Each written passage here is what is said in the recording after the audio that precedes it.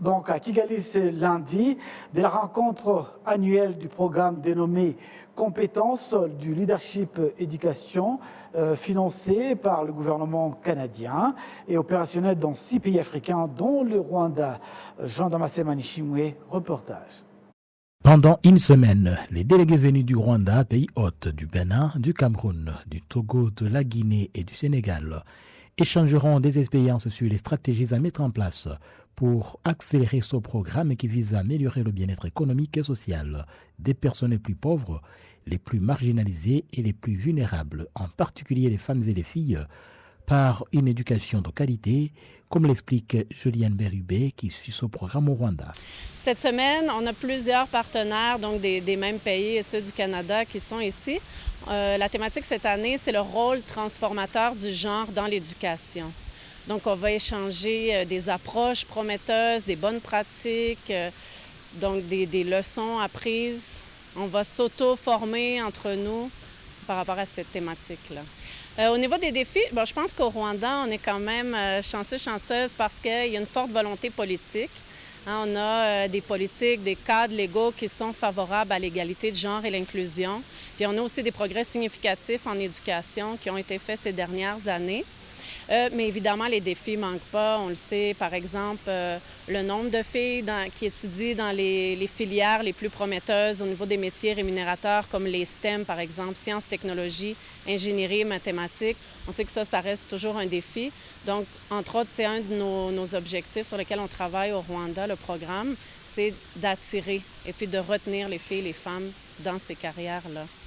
Il y a aussi l'inclusion au niveau des personnes en situation de handicap. Donc, il y a toujours un gap entre les gens à l'université ou les gens qui font des études supérieures au niveau des personnes handicapées. Le dernier programme de coopération volontaire estime que les défis en matière du genre restent nombreux sur le continent africain, raison pour laquelle les initiatives visant à promouvoir l'égalité du genre doivent être appuyées. Donc, dans les 6 pays, on va travailler à renforcer les capacités des partenaires locaux, donc les ministères de l'Éducation, les organisations de la société civile, à pouvoir offrir une meilleure éducation de qualité avec une gouvernance scolaire et une gestion scolaire inclusive. On va faire des programmes pour rendre l'éducation plus inclusive pour les filles, les femmes, au niveau de l'accès et de la rétention, au niveau scolaire, primaire, secondaire, au niveau aussi des sciences, technologies, ingénierie, mathématiques. Et on va enfin essayer de travailler pour une autonomisation économique et citoyenne des filles, des femmes et des personnes en situation de vulnérabilité.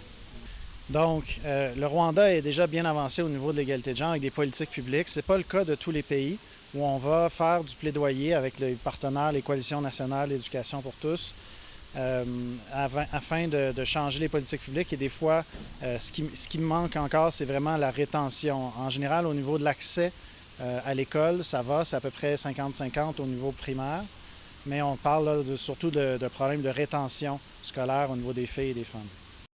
Ce point de vue est partagé par les participants à cet atelier de Kigali qui ajoute que la campagne de sensibilisation doit se poursuivre pour voir le continent africain évoluer. Le problème est réel. Et on peut le dimensionner en 3. Il y a déjà... Vous avez des disparités d'accès très importantes.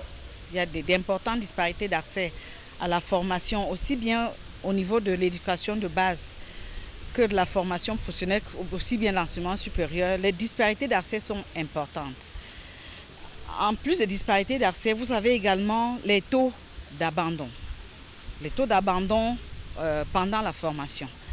Après les taux d'abandon pendant la formation, vous avez également ce problème d'insertion. Parce que vous savez qu'aujourd'hui, quand on parle de formation, on adresse directement l'insertion. Au bout, on voit l'insertion. C'est pour ça que j'ai parlé de 3 niveaux. Il y a l'accès à la formation, il y a d'importantes disparités d'accès. Au niveau du maintien en formation, il y a des disparités. Et vous voyez, c'est toujours en défaveur des filles pour plusieurs raisons. Déjà, le choix, les pesanteurs socio-culturelles. Parce que quand une famille n'a pas assez de ressources, on privilégie le garçon. Et par ailleurs aussi au niveau du secondaire, avec la puberté, il y a des grossesses précoces. Il y a également des mariages précoces dans certaines de nos communautés.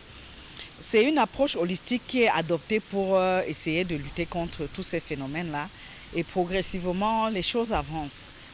La question du genre aujourd'hui se porte dans plusieurs secteurs et dans le secteur de l'éducation. Je pense quand même qu'il y a eu une certaine prise de conscience du fait qu'investir dans l'éducation de la jeune fille est un élément clé pour le développement de nos pays. Ça ne fait pas de secret. Et au Togo, comme dans d'autres pays, il y a eu beaucoup d'initiatives de nos États pour pouvoir avoir des solutions adéquates à ce problème-là. Mais de façon concrète, au Togo, c'est vrai que ces efforts-là sont consentis et par le gouvernement et par les organisations de la société civile. Donc on aura des problèmes qui auront un impact réel. Il s'agira de se rassurer que l'accès à l'éducation des jeunes filles est un accès qui est réel, parce que les problèmes de pauvreté endémique dans lesquels nos États sont envoient souvent des familles à être eux-mêmes un frein, à l'éducation des jeunes filles. Au cours de leur séjour au Rwanda, les participants à cet atelier feront des déplacements sur terrain pour s'inspirer des réalisations du pays en matière de promotion du genre et d'éducation de qualité pour tous. Jean-Thomas Sénéman Chimé pour la télévision rwandaise.